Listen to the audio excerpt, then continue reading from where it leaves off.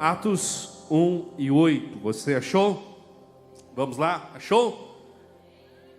Então vamos ler. Diz assim: mas recebereis poder ao descer sobre vós o Espírito Santo, e sereis minhas testemunhas, tanto em Jerusalém, como em toda a Judéia, Samaria e até os confins da terra.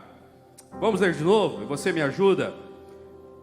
Eu vou ler primeiro e você repete depois, ok? Para ficar legal, porque hoje tem um monte de versão aí da Bíblia, tem umas 10, 15, e aí vai ficar tudo atravessado, tá bom? Então vamos na minha aqui. 3, 2, 1. Mas recebereis poder ao descer sobre vós o Espírito Santo, e sereis minhas testemunhas, tanto em Jerusalém, como em toda a Judéia, Samaria e até os confins da terra. Amém? Pode sentar. Gente, quem escreveu Atos foi um cara chamado Lucas. Ele escreveu tanto o Evangelho, que leva o nome dele, quanto esse livro aqui. E o livro de Atos é o quê? É realmente uma descrição, um registro. Falando de maneira simples, é contar a história dos primeiros passos da igreja, de quando a igreja nasceu, e principalmente a atuação do Espírito Santo na vida de homens, como o Espírito Santo moveu eles. Por isso que o livro se chama Atos dos Apóstolos, e havia uma sugestão de Atos do Espírito através dos apóstolos, porque é esse movimento que está registrado nesses 28 capítulos. O Espírito Santo fazendo uma obra através de homens simples, de pessoas comuns, como eu e você, mas que foram cheias do Espírito Santo e através da capacitação do Espírito Santo viveram e fizeram coisas extraordinárias. A primeira coisa que a gente tem que pensar aqui é que o Espírito Santo continua o mesmo. Ele continua poderoso, ele continua atuando, ele continua transformando, e ele continua desejoso de usar pessoas para fazer obras extraordinárias. A outra verdade que a gente tem que pensar é que uma geração precisa se levantar, assim como esses, crendo no poder do Espírito Santo, e você faz parte dessa geração. Você pode ser esse cara, você pode ser essa moça que venha viver uma ação extraordinária do Espírito Santo através da sua vida.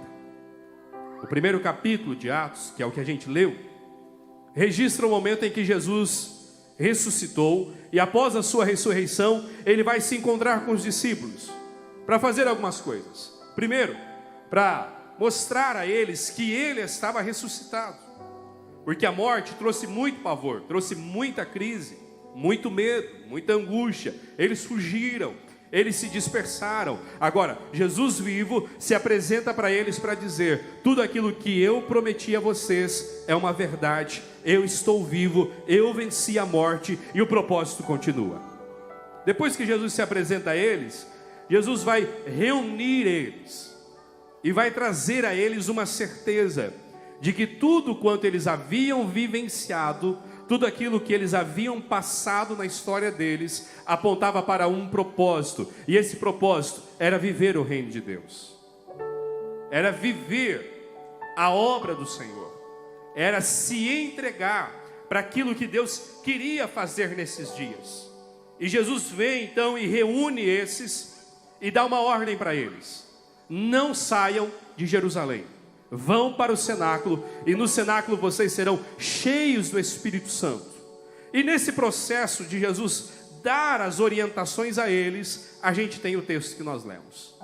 E nesse texto, Jesus declara sobre eles dizendo: vocês receberão o poder do Espírito Santo, que descerá sobre vocês e fará de vocês minhas testemunhas em Jerusalém, Judéia, Samaria e até os confins da terra.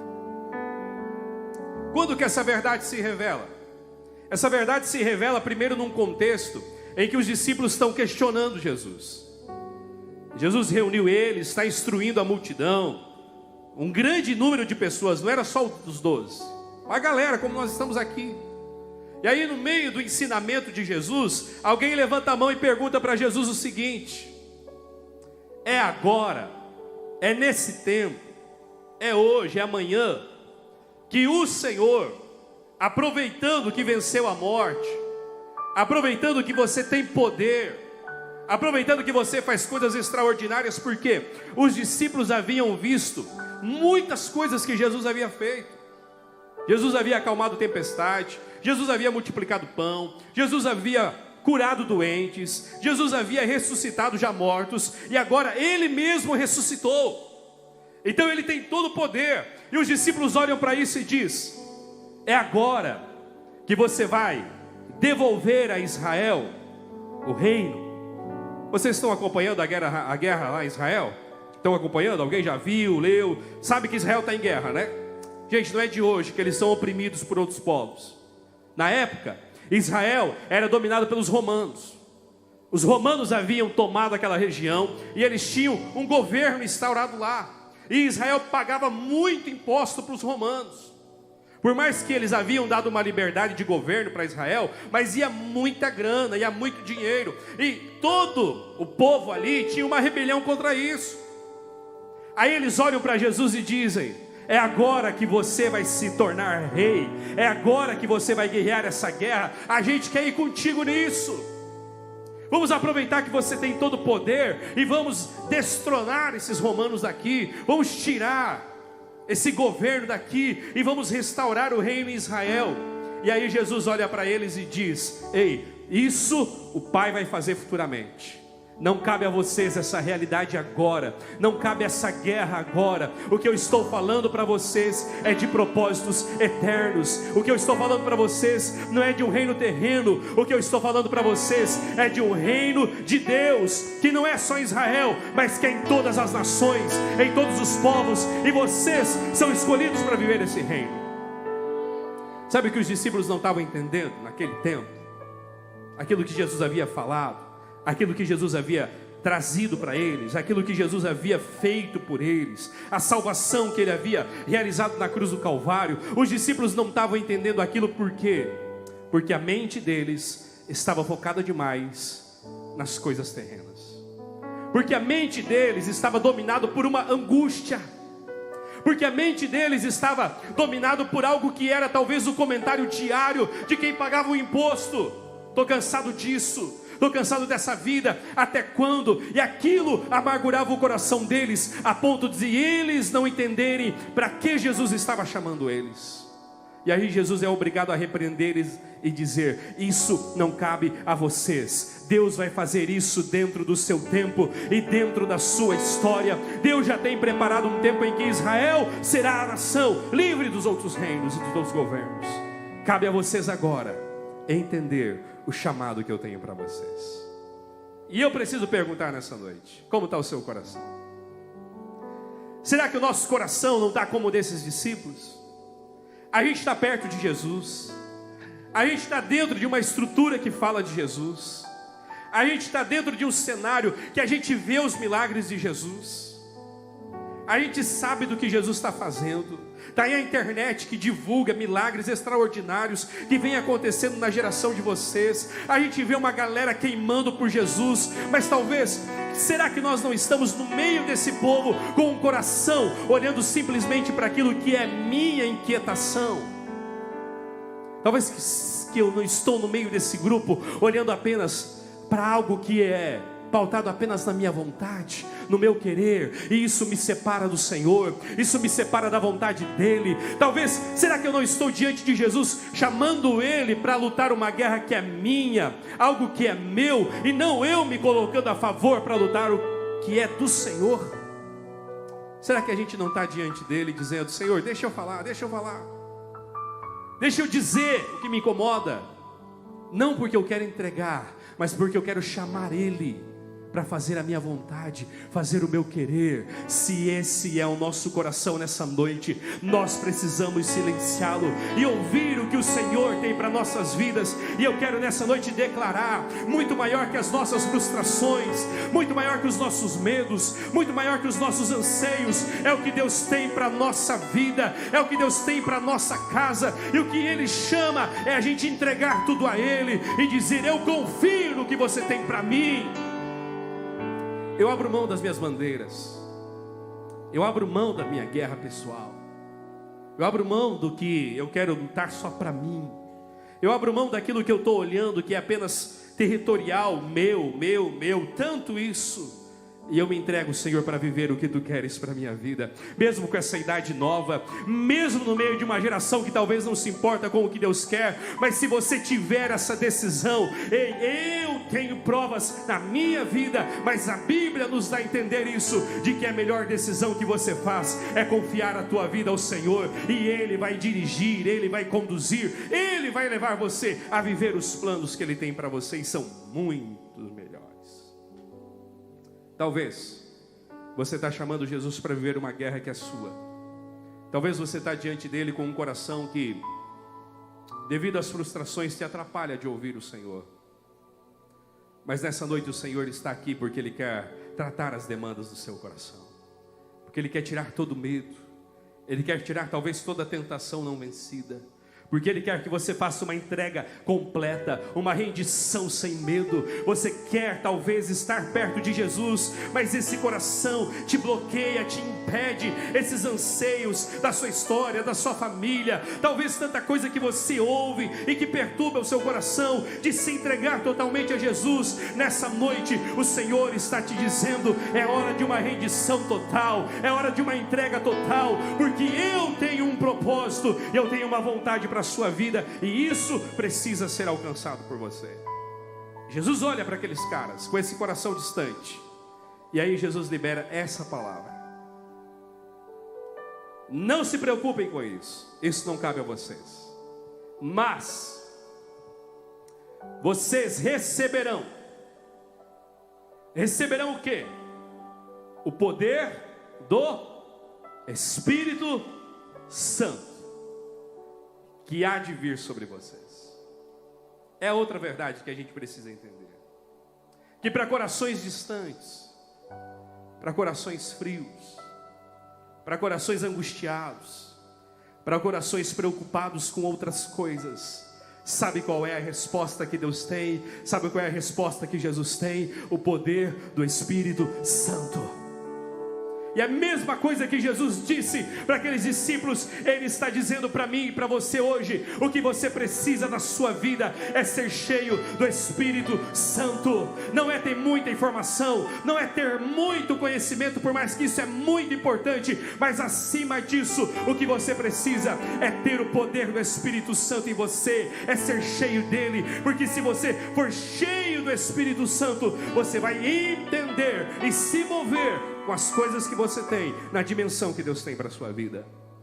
Para discípulos que se afastam, para discípulos que se esfriam, para discípulos que procuram diante de Jesus um interesse pessoal apenas, Jesus olha para nós nessa noite e diz: Eliabe, o que você precisa é ser cheio do Espírito Santo, porque se o Espírito Santo dominar a sua vida, ei Eliabe, não tem trauma que te para, não tem classe social que te detém, não tem bullying que te segure. Você cheio do Espírito Santo é alguém que rompe todas as cadeias, todas as barreiras, e vive aquilo que Deus tem na sua vida, e acessa o extraordinário do Senhor.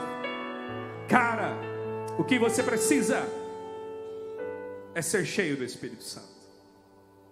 O que você precisa é clamar com sede para que o Espírito Santo domine a sua vida, para que o Espírito Santo venha sobre você de uma maneira como ele nunca veio. Porque se nós não formos cheios do Espírito Santo, tudo nos para, tudo nos detém, qualquer coisa nos segura, a gente desanima, A gente vive uma vida medíocre, a gente vive uma vida pacata, a gente vive uma vida só de frequentar a igreja, mas não de acessar aquilo que o Senhor tem. A gente não vê propósito, a gente se perde nas tentações. Mas nessa noite, assim como Jesus disse para aqueles discípulos, Ele diz para mim e para você: receberão o Espírito Santo. Ele vai vir sobre vocês, Ele permanece o mesmo, Ele é o mesmo Senhor, e Ele está aqui nessa noite para mais uma vez tocar o seu coração, mais uma vez queimar dentro da sua vida, e mais uma vez te lembrar: Deus tem um propósito para a sua história. Deus quer fazer algo. Eu lembro, com 18 anos, talvez uma idade que está acima da realidade que vocês têm hoje, um menino muito tímido, mas tímido, vergonha de falar com o pai e com a mãe. Você tem ideia? Tem alguém assim aqui? Não precisa se manifestar, não. Eu fui dizer para minha mãe que eu amava ela. Eu já tinha mais de 12 anos. Vergonha mesmo. Eu sento com os meus tios hoje. Eles têm um monte de história, Felipe, com meus irmãos. Comigo nenhuma, porque eu nunca andava com eles. Eles chegavam lá em casa e eu se escondia. Traumas, crises. A gente tem isso. Por muito tempo eu vivi mergulhado nelas. Aos 18 anos a gente morava numa cidade pequena chamada Vidal Ramos. Alguém conhece? Não perdeu nada, se não conhece. Quem conhece deve ter algum parente lá, né? Saber lá eu o que foi fazer lá. Cara, eu já tinha 18 anos. Mas a situação era tão complicada, porque naquela cidade não tinha trabalho. Naquela cidade eu não tinha amigos. Meu pai tinha ido para lá para pastorear. Meus amigos tinham ficado numa outra cidade. Eu me vi sem propósito de vida. Alguns pensamentos suicidas tomaram conta da minha vida. Por várias vezes pensei: cara, vou dar um fim disso aqui. Já dirigia na época, várias vezes descia para chegar em Vidal Ramos, chega a descer um morrão assim, pensei: passa reto aí, acabou. Um dia, num culto, não como esse, é um culto que tinha 15 irmãos. A música não era tocada assim, colocava um CD lá e a gente cantava junto. Você nunca foi num desses, né? Num culto daquele, eu fiz uma oração sincera ao Senhor: Deus, eu não acredito que esse aqui é o fim da minha vida. Espírito Santo, eu estou aqui para o Senhor fazer o que quer na minha vida. E naquele dia, mesmo sendo um filho de pastor, mesmo vivendo no ambiente de igreja, eu me encontrava naquela realidade. Mas naquele dia eu senti o Espírito Santo mais uma vez movendo dentro de mim. Naquele dia eu senti o Espírito Santo mais uma vez vindo ao meu encontro, e mais uma vez Ele movendo dentro de mim, dizendo: as minhas promessas são uma verdade. O que eu tenho para a sua vida ainda está de pé. O que eu tenho para a sua vida não morreu nesse lugar. Ele abre, eu vou cumprir, eu vou fazer. E naquele dia o Espírito Santo moveu tão forte dentro de mim, que tudo aquilo foi embora, e o nome do Senhor foi glorificado. E passou 4 meses depois, Deus entrou no negócio, moveu, deu mudança para o meu pai. 4 meses depois eu estava dentro de um seminário.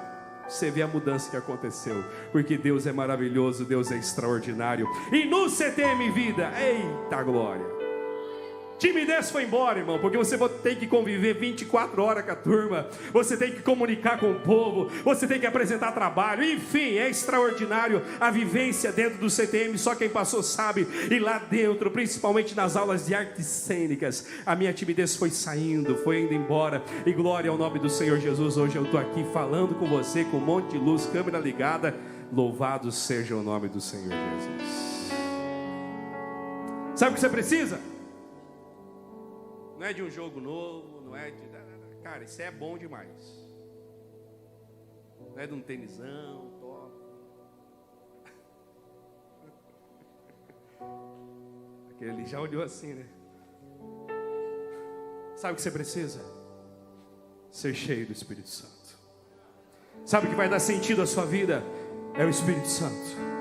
Pode ter muito dinheiro, pode ter muito recurso, pode ter muita tecnologia, pode ir e vir, pode fazer o que quiser. Só que se você não tiver o Espírito Santo, vai perder propósito de vida, vai guerrear por guerras que não valem a pena, vai viver uma vida vazia. Mas quem é cheio do Espírito Santo, mesmo nos desafios da vida, ele vê propósito, ele vê cuidado. O Senhor está com ele. O Espírito Santo de Deus está aqui nessa noite dizendo: eu quero dominar a sua vida, eu quero te tomar por inteiro, e eu quero te levar a viver os propósitos que eu tenho para você.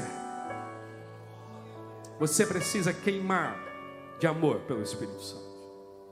Você precisa clamar por Ele. Você precisa fazer essa rendição total, porque é somente o Espírito Santo que vai transformar a vida desses homens, de saírem de uma realidade de homens covardes, que fugiram durante a crucificação, para se tornarem homens extraordinários, pregadores extraordinários, homens ousados na voz, homens ousados na pregação, homens ousados em milagres, homens ousados numa postura. Sabe o que fez isso? O poder do Espírito Santo. E é isso que o Espírito Santo quer fazer com a gente, tornar nós pessoas diferentes, pessoas ousadas, pessoas que vivem nesse mundo uma vida talvez comum aos outros olhos, mas que queimam de amor pelo Senhor e que vivem uma vida diferente. Duas coisas o Senhor Jesus garante para quem vai ser cheio dele. Jesus não tem dúvida do que o Espírito Santo pode fazer. Talvez você tenha, por isso você não se entrega totalmente. Talvez eu tenha, por isso não me rendo totalmente como deveria.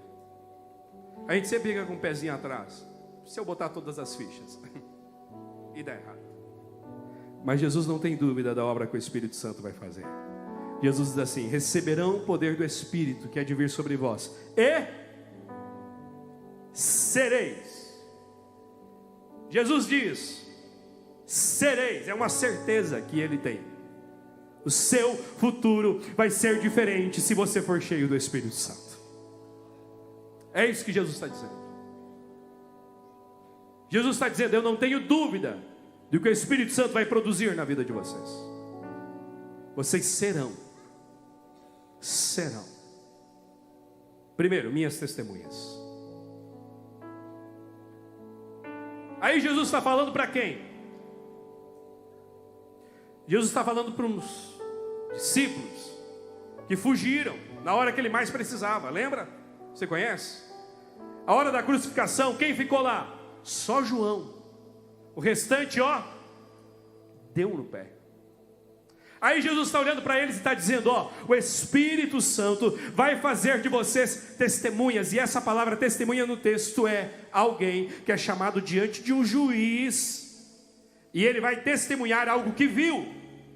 E o testemunho dele, se for um testemunho mentiroso, pode lhe custar a vida. Então ele já sabe que ele vem testemunhar, pronto para morrer pelo que ele está falando. O que Jesus está dizendo? Vocês, os mesmos que fugiram, os mesmos que negaram, os mesmos que não aguentaram a pressão, vocês receberão o poder do Espírito que há de vir sobre vocês, e vocês serão minhas testemunhas. Ou seja, vocês serão capazes de morrer por causa do Evangelho. Vocês vão amar tanto Jesus, vocês vão amar tanto a obra que eu fiz, ela vai queimar tanto dentro de você, e vocês vão entregar a vida por isso. É isso que Jesus quer fazer conosco. Lembra de Pedro? Na hora da crucificação, onde que ele estava? Lá da fogueira, sentado, só olhando o que estava acontecendo, assustado. Aí aparece uma menina chata ali, sempre tem. Lá na sua escola tem, em algum lugar tem. Menina xarope, já viu? Ela olha para o Pedro e o que ela diz? Ei, tu tem cara de que é seguidor desse cara aí, Eu já vi você lá. Pedro está na fogueira, sentadão antes da crucificação. E aquela menina xaropeando ali. Você é seguidor dele. Só não, menina. Cala a boca. Sai daqui. E a menina incomodando Pedro. E Pedro dizendo: não conheço, não sei quem é. O que Pedro estava fazendo? negando Jesus, deixando de ser uma testemunha na hora que ele mais precisava ser uma testemunha, diante de uma menina lá de uma fogueira. Aí Jesus, depois da ressurreição, está olhando para Pedro, para os outros, e está dizendo: receberão o poder do Espírito e vão ser minhas testemunhas. Vai morrer por isso se for preciso. Aí sabe o que me chama a atenção? É que Atos 4, depois disso vem Atos 3, eles fizeram um milagre, curaram um coxo, aquilo abriu a pregação para muitas pessoas, eles pregaram. Aí vem um grupo chamado Sinédrio. O que é o Sinédrio? 70 homens judeus, autoridade. Os caras podem matar, melhor dizendo, prender, mandar matar, mandar bater, deixar preso. Eles são autoridade. Prendem eles. E quando prendem Pedro e João, levam eles lá para dentro do Sinédrio. O que o Sinédrio faz? Pergunta para Pedro e João: no nome de quem vocês curaram aquele homem? E no nome de quem que vocês estão pregando lá? E o que me chama mais atenção é que o Pedrão não dá do pé. O que me chama mais atenção é que Pedro não pede desculpas. O que me chama mais atenção é que Pedro não nega o nome de Jesus. Pedro olha para aqueles homens, 70 homens, 70 autoridades. Poderia lhe custar a vida. Poderiam dali mandar matar Pedro e João, mas eles olham para aqueles homens e diz: nós fizemos isso no nome de Jesus, e nós continuaremos pregando e falando sobre Jesus, porque nos importa temer a Deus e não temer aos homens. Sabe o que é isso? É o poder do Espírito Santo sobre a vida de alguém. Pedro se tornou uma testemunha, porque ele foi cheio do Espírito Santo. Cara, essa realidade sua não é a realidade final da sua vida cristã. Esse medo não é o final da sua experiência com Deus. Esse receio de pregar não é o final da experiência que você vai ter com o Senhor. Ei, o Espírito Santo quer fazer muito mais na sua vida, através da sua vida. Ele quer fazer de você uma testemunha, e Ele quer fazer de você alguém ousado no Espírito Santo. Ah, pastor, eu tenho medo. Cara, todos nós temos medo. Você acha que é fácil vir aqui falar para vocês? Só tem o dobro da idade de vocês. Nem sei o que vocês estão fazendo da vida em jogo e rede social, enfim, não dá nem para me meter um degradê, tem uns negócios feios aqui na minha cabeça. Tem receio, mas o Espírito Santo é quem nos capacita, é Ele quem nos dá graça, é Ele quem nos encoraja, é Ele quem potencializa. E nessa noite eu estou aqui para dizer para você: o Espírito Santo de Deus quer fazer de você alguém apaixonado por Jesus, que você vai entregar a vida para viver isso. Ei, e talvez a gente não morra pregando, mas a gente viva uma vida inteira pregando e vivendo só para Jesus, porque é isso que Ele quer fazer. Ele quer consumir a nossa vida, nos fazendo ser uma testemunha dEle. Talvez hoje você tenha medo, talvez hoje você tenha vergonha, talvez hoje você tenha receio de falar, talvez hoje você se silencia diante de muitas coisas, mas essa noite eu venho dizer a você: o Espírito Santo de Deus tem mais para você, e Ele quer te potencializar para você ser uma testemunha verdadeira, autêntica, e que onde você estiver, você fale de Jesus, porque essa é a segunda verdade que Ele quer fazer em nossas vidas. Primeiro, serão vamos junto? Serão mais fortes, serão. Primeiro. Segundo,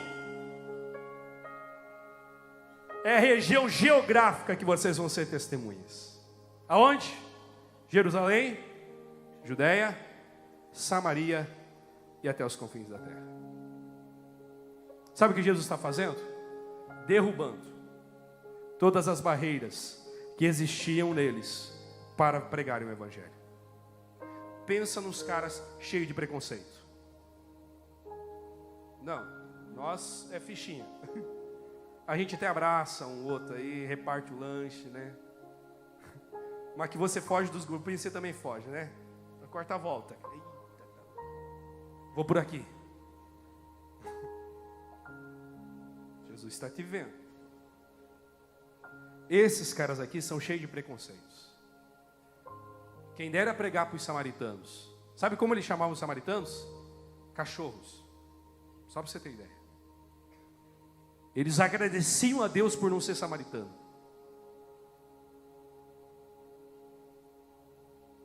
Jesus olha para eles e diz: receberão o poder do Espírito. E o Espírito Santo vai dar condições de vocês caminharem em todos os lugares, de romperem todas as barreiras para pregarem o meu evangelho. Não haverá limitações diante de vocês, não haverá bloqueio em vocês, não haverá limites em vocês. Vocês vão romper, vocês vão passar, vocês vão ir mais longe do que imaginam, porque o Espírito Santo é quem vai fazer isso na vida de vocês. Serão minhas testemunhas, Jerusalém, Judeia, Samaria e até os confins da terra. Chega de barreiras, chega de desafios insuperáveis, chega de lugares, aqui não, chega de lugares que a gente seleciona para pregar, chega de lugares que a gente se organiza. Não, agora sou da Força Team, camiseta estampada, pá, pronto para falar de Jesus. Aqui dentro todo mundo está pronto, sim ou não? Se a gente mandar você evangelizar alguém aqui dentro, você vai. O Senhor está querendo que a gente rompa as barreiras para fora. Depois das escadas, depois da porta. Shopping, escola, quem trabalha, trabalho, família, rua, escola de futebol, academia, todo lugar. O Senhor está dizendo para nós hoje: serão minhas testemunhas. Aonde? Aonde eu quiser levar, aonde eu querer conduzir, aonde eu te colocar, aonde eu te posicionar, ali você será minha testemunha. E não será um padrão definido por você mais, não será um limite colocado por você. O limite é meu, é eu quem vou te conduzir, é eu quem vou te levar. E se Deus quiser pegar alguém daqui e jogar lá para a China, Ele vai fazer. Amém? Você é novo ainda, dá tempo de estudar inglês, mandarim, dá tempo de se formar numa faculdade secular, teológica, e pastor, nunca pensei nisso. Não precisa, o Espírito Santo está pensando por você. O Espírito Santo está pensando, e se Ele quiser, Ele vai fazer. Sabe por quê? Porque eu tenho aprendido dia a dia: não há limite para o Senhor, não há limite para o Espírito Santo. Se Ele quer fazer na vida de alguém, Ele faz, Ele cumpre, porque Ele prometeu aos discípulos: serão minhas testemunhas, Jerusalém, Judeia, Samaria, pá, confins da terra. Meu Deus. Vai estender aqui. Um dia eu estava num culto. Cara, só igreja simples, né? Nós estamos bem hoje. Igrejão. Mas uma igreja bem simples. Veio uma irmã do coque. Sabe aquelas irmãs do coque? Ó, tem que parar de... Nós temos que parar de confiar nas irmãs do coque. Agora tem que vir essa galera nova aí, assim, com esse cabelão diferente. Pá! Manto, puro. Tá bom? Faz favor, né? As irmãs do coque estão tudo morrendo.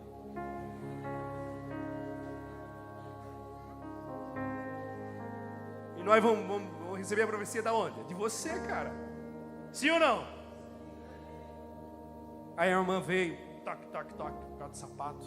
O sapato da irmã do coque faz barulho, sim ou não? Toque, toque, toque, toque, toque, toque, toque.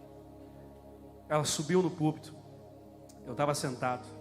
E ela batia nos meus pés assim, ó. Esses pés vão cruzar o oceano.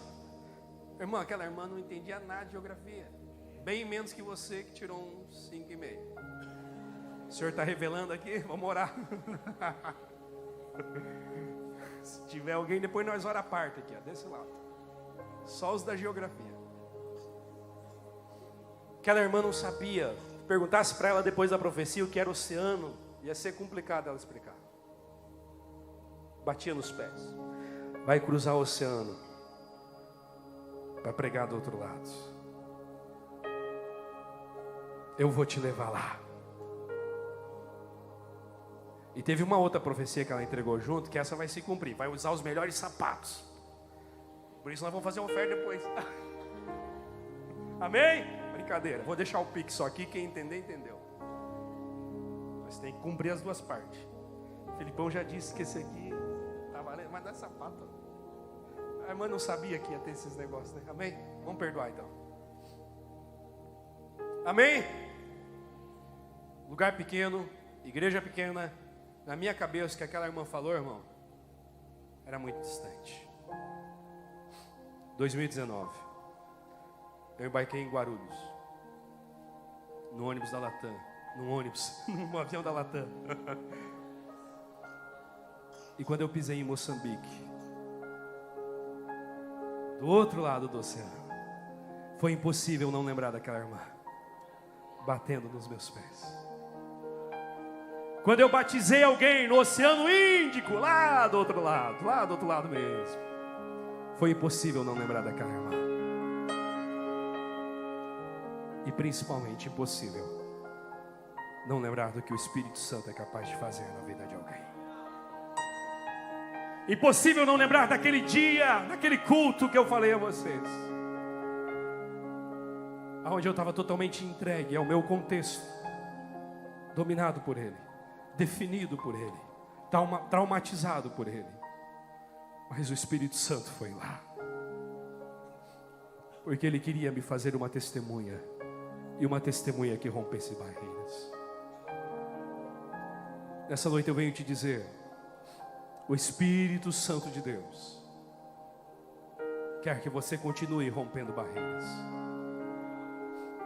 O Espírito Santo de Deus quer que você pare de dar testemunho apenas aqui dentro e comece a levar isso para a cidade de Blumenau, para a sua escola, para a sua família, para a rua onde você mora, para aquele condomínio que você se reúne, para aqueles colegas que você encontra. O Espírito Santo está dizendo, cara, você vai ser testemunha lá. Chega de viver o Evangelho apenas aqui de dentro. Chega de viver o testemunho somente aqui dentro. A gente testemunha nas nossas músicas, elas são testemunho da nossa fé, mas esse testemunho precisa continuar sendo levado para essa cidade. E o que Deus vai fazer nessa cidade é extraordinário, porque uma geração se levanta para dar testemunho de quem Ele é. E essa geração é você, essa pessoa é você. Essa escola precisa ouvir mais, você precisa ir lá, você precisa assumir a postura lá de testemunha. Você precisa consumir a sua vida naquele lugar, porque o Espírito Santo, Ele pode, Ele quer, e Ele assim faz. Nos torna testemunha, nos capacita para isso, e além disso, nos leva a romper as barreiras. Não há mais limitações para o testemunho, elas são nossas, elas não são do Espírito Santo. Ele quer que você dê um testemunho naquela escola, Ele quer que você dê um testemunho nessa rua, Ele quer que você dê um testemunho nessa família, Ele quer que você se posicione, porque o que Ele disse aos apóstolos, aos discípulos, Ele diz ao meu e ao seu coração nessa noite: ei, você será minha testemunha, e uma testemunha sem barreira geográfica, uma testemunha que anuncia e que vive o reino. E aonde anuncia, esse reino se manifesta. Aonde prega, esse reino, ele vem e se estabelece. Esse reino, aonde é anunciado, ele vem e traz a sua maneira de viver. E é isso que Deus quer fazer através de nossa vida. E é Ele que quer fazer isso através de você.